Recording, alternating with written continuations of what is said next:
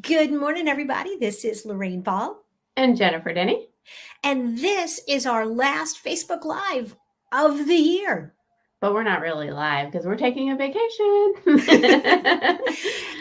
Like we said last week, everybody's off for the holidays, but we didn't want to leave you hanging. No, because I'm going to be doing a lot of writing this week. Lorraine always writes. So what topic are we going to be talking about? Well, today we're going to talk about content-based SEO. It's one of the ones that's near and dear to my heart. And this episode is back from our library in June, so you'll be able to catch it if you missed it the first time. Yeah, always have to be doing that writing. And you have an excellent course that goes along with this. Absolutely. And if at the end of the podcast, at the end of the video, if you are motivated and want to learn more and want to get kind of coached through this whole process, then there's a course in the digital toolbox.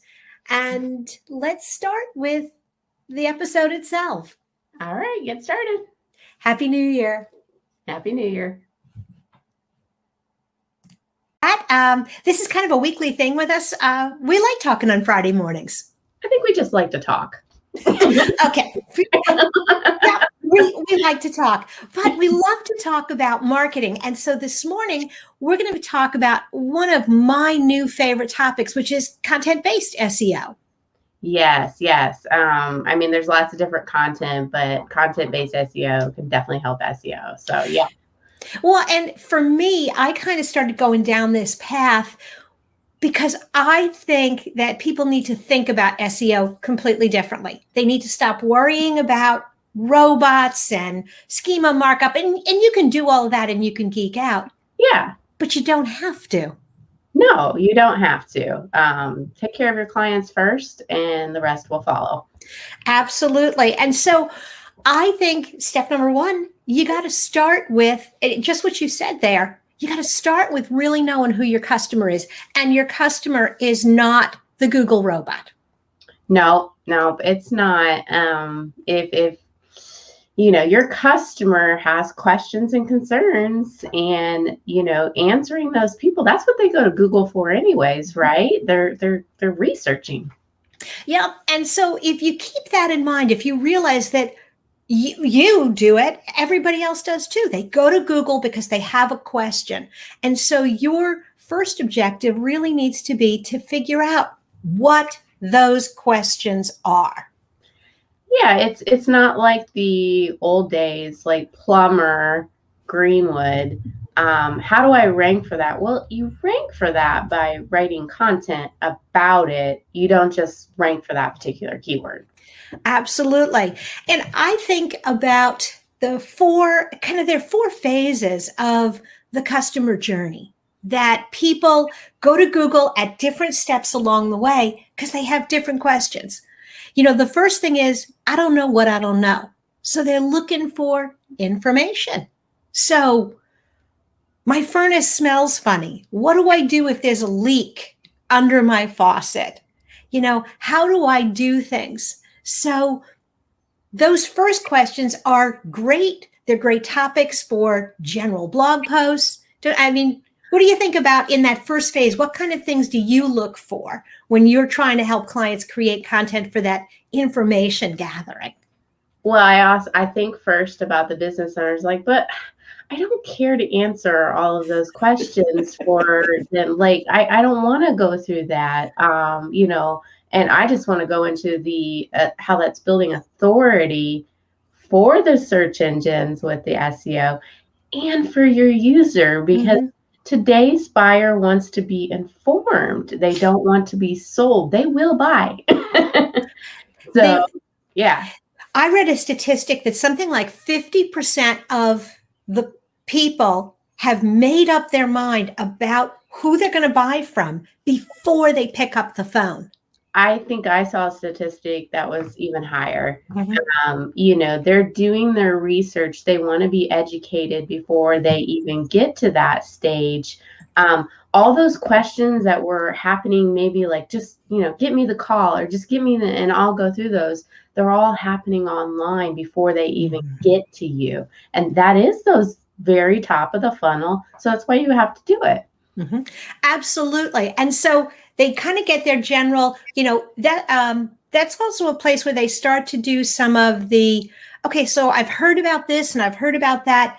Now they start getting into, well, what's the difference between convection cooking and traditional cooking? And what's the difference between engineered hardwood and real hardwood? And so if group number one is I'm looking for general information, that next group is that comparison kind of information.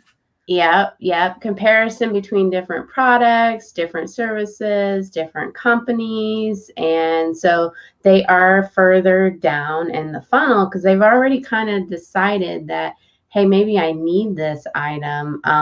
Now, what are my different options? And again, I know the business owners think, well, if they just give me a call, I can answer all those. And that's not how today works. No. And so this next area is really a great place if for things like buying guides and download comparison types of things, because now you've got somebody who is legitimately interested. They really are in that exploration mode.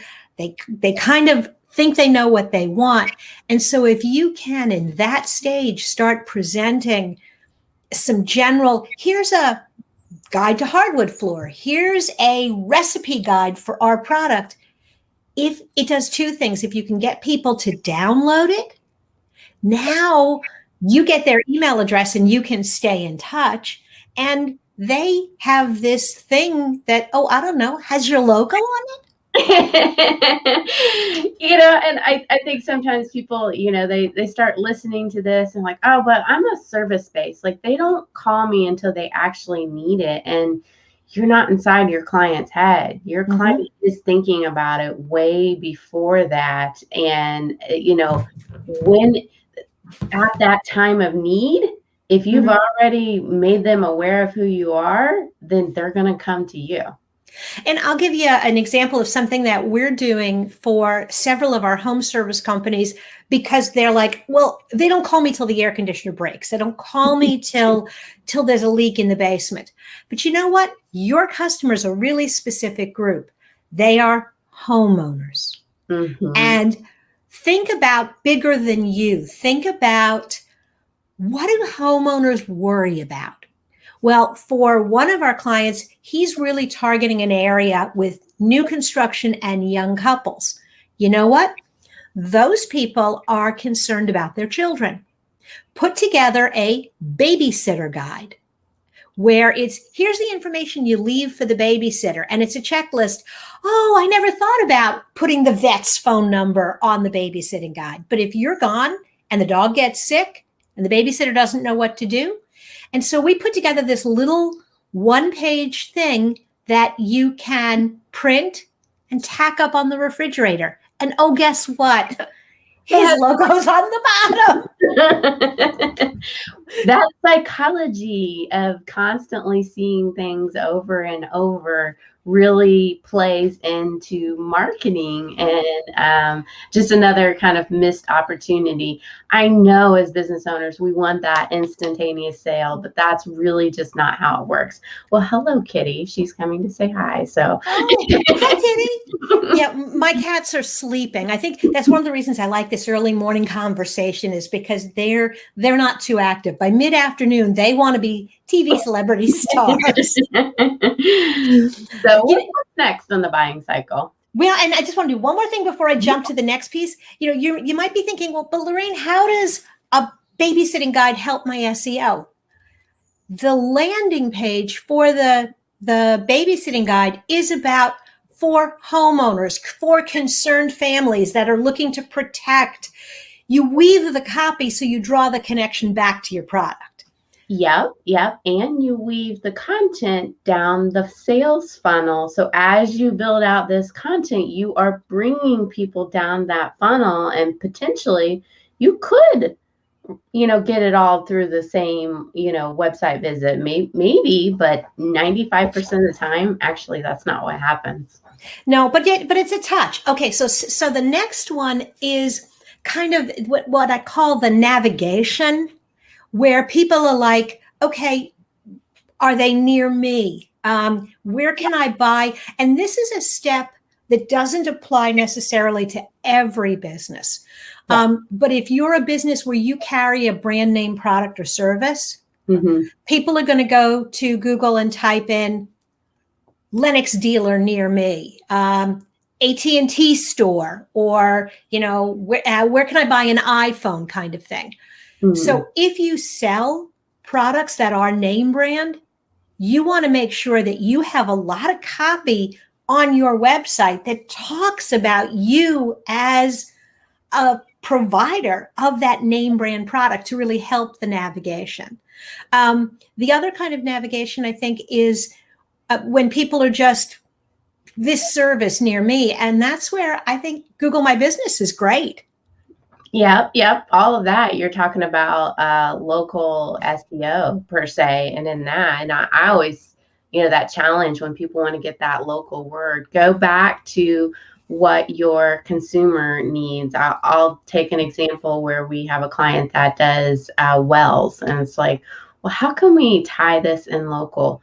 Well, what if we make a page or a series that talks about what the water is like in each individual area, and then tie it back to how we can help you? Now you've got local SEO and you're helping the client. Absolutely. And, kind of going off that same thing, we were doing blogging at one point for a company that makes cement barriers. Challenge. Okay. So where are the cement barriers used? They're used in parking lots and in industrial buildings. Well, we started writing blog posts about the new parking lot at the hospital that had their barriers. And you know what? It was great for navigational SEO. And it was a great way to kind of anchor their product and service in that community. Yep, absolutely. As we're talking through this too, we're talking about like different types of content. Is it a blog? Is it a structure page? Is it a download? Like there's things to consider there too. Absolutely. I mean, one of the things that I think you have to do is, you start with your customer, you have the questions, and then figure out how are we going to answer the questions. And the best way, there are all sorts of ways to answer that question. There's always content that needs to be written every month. Absolutely. Which brings me to the last type of content that really fuels your SEO. And this is called the commercialization. This is here's how you buy. Here's where you buy. Here's what the process of buying looks like. Yes, the process. Like I think a lot of times people get wrapped up in that, and that not understanding that sometimes people just want to know what the process is, and that's a really hot buyer. And maybe they'll leave your website because they don't understand the process, and so they get confused, and you're just not answering all those questions. Yeah, the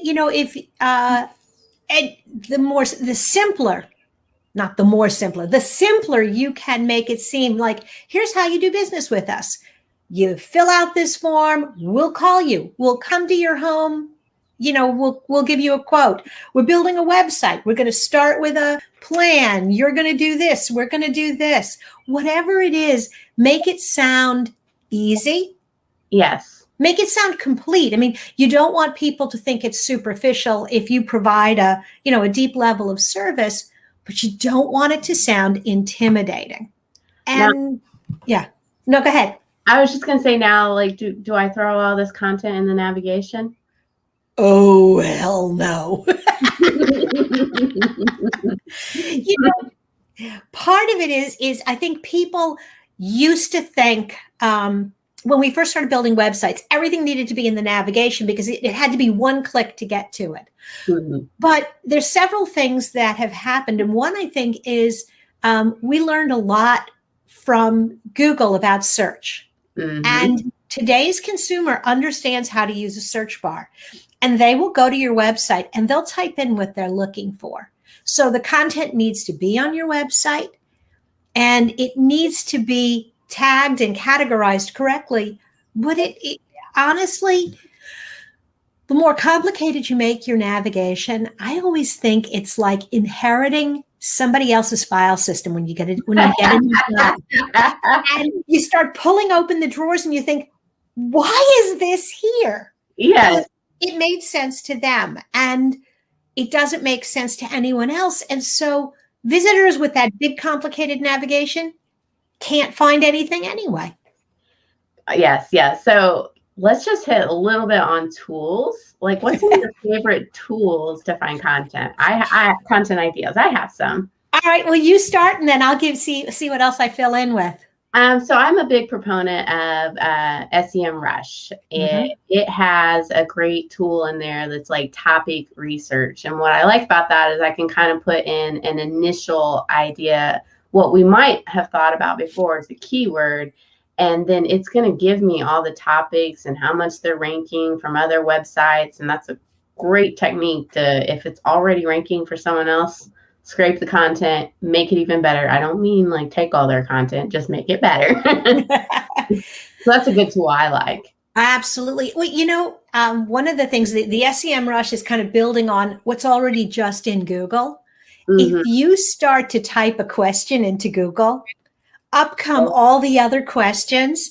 And the more you start to look at that question answer section with the rich schema markup, and you click, and there's another question and another question. That's all based on things people have already searched for. And it doesn't give you the ranking that an SEMrush would, but if you're just looking to do it on the cheap, that's a good way to do it too. Yep. Another tool I really like is also asked.com. And so maybe somebody asked this question, but they've also in the search engines asked this question as well. Answer the public. Okay, so I was going to say I really like Answer the Public as well, because I like the kind of visual way it pops up all the questions. And the other place to find great content is go to your inbox. Look at the questions that people have sent you and look at the answers. Like you've typed out one of the basic questions. Why do I need hosting and a domain name and pay for my website? Why do I have to buy those three things? Yeah. And I answered that over and over and over again. And I finally wrote a blog post and I explained that your website is like a mobile home.